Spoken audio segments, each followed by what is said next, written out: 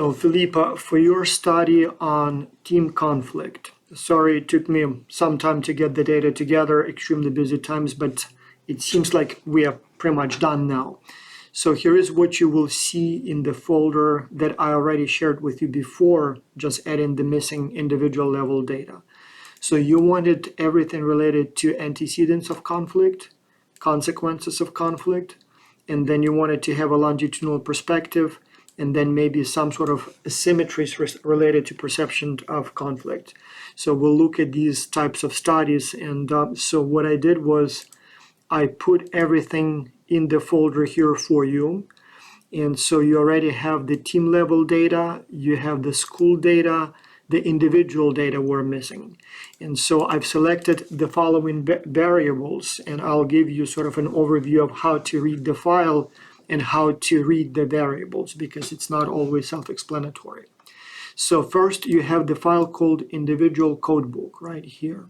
So this is the list of all variables with the description related to each of them.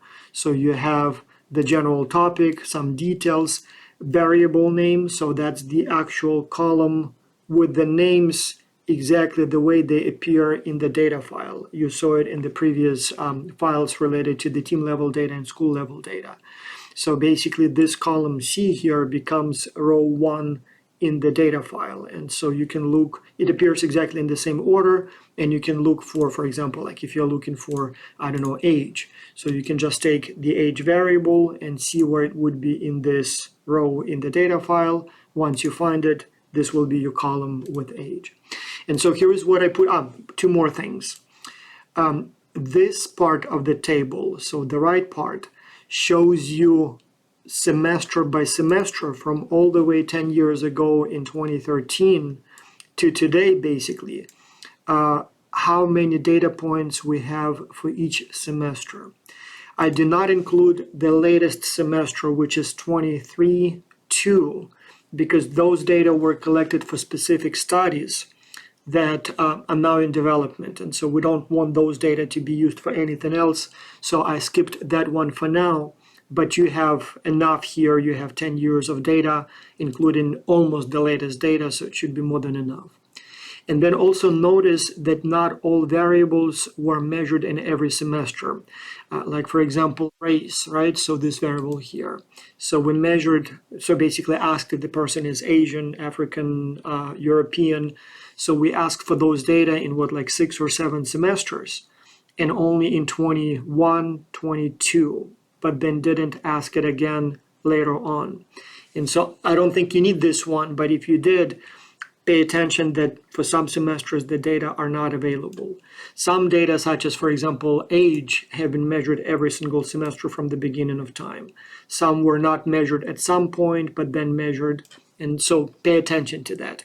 I'm going to give you all of the data, all of the years, but again, sometimes, like let's say you wanted to see what the correlation is between, let's say, race and let's say, I don't know, school, for example, right? So, and so it seems like we didn't measure or didn't record the name of the school. Well, I'm not sure why this one probably incorrect, because I think we should have the name of the school for every semester. But it looks like for some semesters it's not in the data file. And so that would be a different level, different semester. Actually, not a good example, because school, I'm pretty sure we have it every semester. You wanted to measure race in relation to arranged friendship, which was a very instrument that we used for one study in 2020. So even though both sets of variables are in the data file, but as you can see, race was measured only in 21, whereas arranged friendship was measured only in 2019, 2020. So both are here, but at different times. So those were different people who completed those surveys. And so you will not be able to get these data correlated because they are from different time periods. But anyway, I included everything related to demographics, whatever is available. And I included everything related to conflicts. And so here you have conflict frequency. Notice that all of these are measured weekly. So, and here you have the number of the survey, or kind of like the number of the week. So at 4, at 5, at 6, at 7, and 8, and so on. And so again, you can see that up until 2016, we simply would ask how many conflicts, misunderstandings, or unpleasant disagreements with your team members did you have, or have you had any conflicts with your team members last week? And then you have the scale from 0 to whatever, 6 or more. But then in 2017, we started looking at specific type of conflict. So interpersonal conflict, process conflict, and task conflict. And again, you can see the exact question here. And then you can see the exact scale. So no conflicts at all, that's 1. 2 conflicts, that's 2, and so on and so on. So you can see the scale. And then 11 represents 10 or more conflicts. So again, you can see that in some semesters we used this simpler measure, and then we used a more complicated one, and pretty much ever since. But then again, there were some semesters when apparently we didn't use it in weeks 7 and 8. I'm not sure why. Maybe there were other surveys we needed to collect data using in that semester, or maybe it was a shorter semester and we just didn't have that many weeks. So that's why there are some sort of, it's not missing data, just how the data were collected in that specific semester.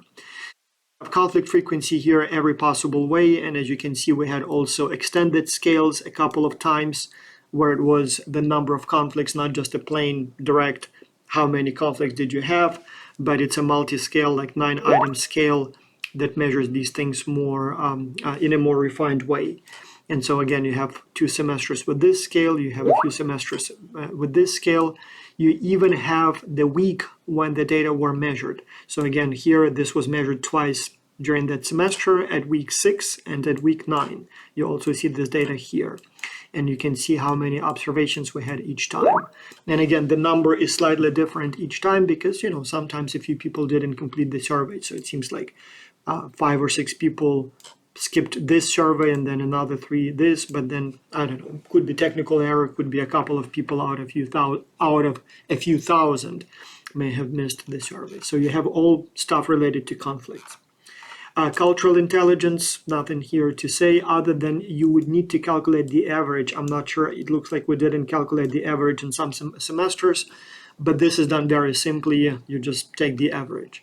And so you also, if you, again, I'll use this one as an explanation or example, but it applies to all multifaceted scales.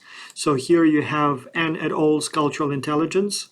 And as you know, it has 4 blocks. So behavioral cultural intelligence, and you can see here a CQ, cultural intelligence, Ang by N instrument, behavioral subscale, 5 items, and then the actual item name. So you have this full sort of, you know, and then you have the same thing for cognitive, metacognitive, and motivational. And so if you want to calculate the overall average, you just take the average of all of these items in the data file. If you want to calculate specifically the behavioral component, you take the behavioral or cognitive. I think in many semesters we have those calculations, but in some we don't. So you would need to do the calculations yourself. So pure mathematical additions or averaging. Cultural intelligence knowledge we measured in a few semesters in case you needed. These are the actual questions about culture that you either know the answer or you don't. Like, you don't tip in Japan, true or false, you know, things like that. Cultural background, I included everything, what country the person is from, how many cultures the person associates with, country home, country born, country of studies, you know, things like that. You can see all of those data here. And then some more cultural experience as a tourist, as a student, as a worker. Cultural values, again, that's a recently published cultural values instrument I work. Again, you see some old items here. There will be no data. Maybe I should unclick them because these are some of the old. So the published version does not contain these bad items that we removed at some point. And so again, same thing, same logic here. You would have, for example, individualism. So that's your block for individualism. Achievement orientation, that's your block for achievement orientation. Gender egalitarianism, same thing. And then I think we calculated the overall averages for each of the dimensions in a few semesters here, as you can see. But then at some point we stopped. It looks like we didn't do those calculations for the last 3 semesters, but you can easily make those calculations yourself.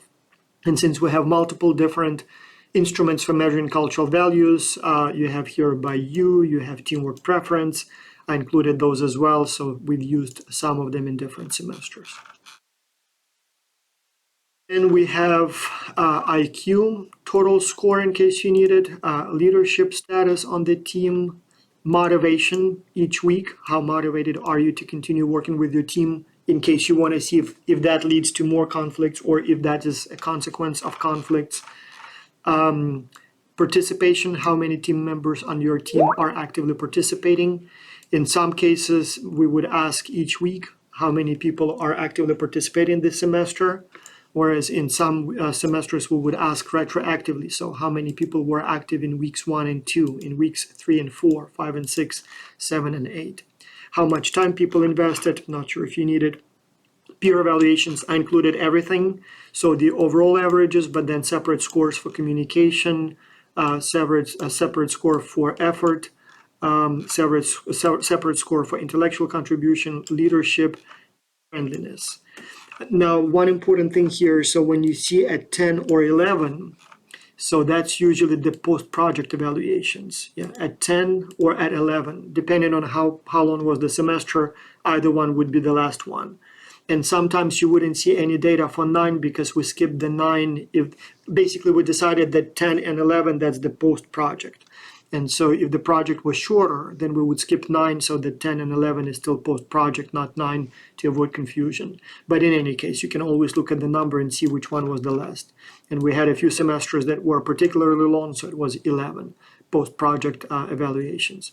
Plus, again, you have here some other things like how closely did you work with this team member, some other stuff related to English proficiency, technical skills, cultural intelligence, in case you need it. The personality scale, again, all kinds of different scales actually. So this is the most commonly used, and you have a shorter version. So we have that. Readiness test score, we have sort of like an IQ score before the people are set on teams, placed on teams. And so that's that score each semester. Every week we ask if everything's clear, are you enjoying it? Every semester we ask at the end, how satisfied are you with your team, with the quality of your report? And again, it looks like we don't ask all of those. So, or in some semesters it's at 11, so post-project, and in some it must have been at 9 since we have it here, but generally it would be at 11. So if it's missing, it means that we just didn't ask it in that week, in that semester. Self-efficacy, how confident are you that you can complete the project on time? A bunch of stuff related to team climate. Again, usually one-time measures, not used every semester. So again, you have to be careful and see if it's available for the semesters that you need. But I included it just in case you need it. Identification, how much you identify with the team. Team development, forming, storming, norming, performing, not sure if you need it, but I included it. Some stuff related to team member exchanges and trust. Again, very few semesters when we measured it, but in case you need it, you may have it for a few semesters. Conflict resolution style, I suppose it's useful even though we had only a few semesters of these data. Team cohesion, maybe as an outcome or maybe as a antecedent of team conflict. More on conflict, slightly different measure it looks like this time. So it's a multi-item scale. So again, in case you need it, and then a short version of the personality scale. It's not sorted, but you can group them later as you need. And then what else did we have? And then another short Big 5 personality scale. Some stuff related to how teams communicated, communication tools, and another scale of conflict resolution style that we used in a more recent semester. So everything is in this folder. The only thing I will add in the coming hours is the actual data file for individual level. And so once you have it, hopefully that's all you need. If you have any questions, let me know, but hopefully that's enough now. And yeah, can't wait to see what you dig up there. And let's hope it will be enough for your dissertation and then for many publications afterwards.